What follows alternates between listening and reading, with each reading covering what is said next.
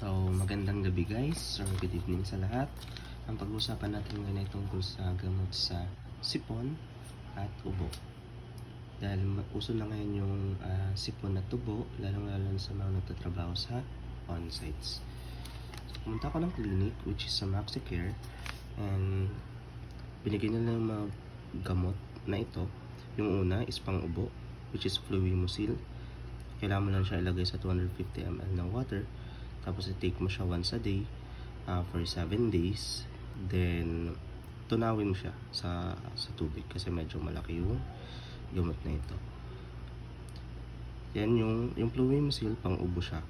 Tapos yung isa naman, which is yung Zcast, kailangan mo lang inumin yung tablet na yan once a day. So pwede mo siya isabay dun sa Fluimucil.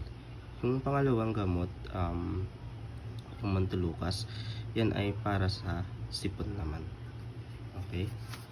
So, yung itsura niyan guys, is ito. Yan. Tinry ko siya. Sa next vlog natin, papakita ko sa inyo kung ano itsura niya kapag nilulusaw.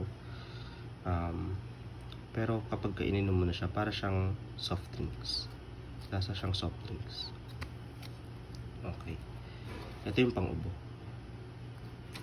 Kasi next is yung pang-sipon.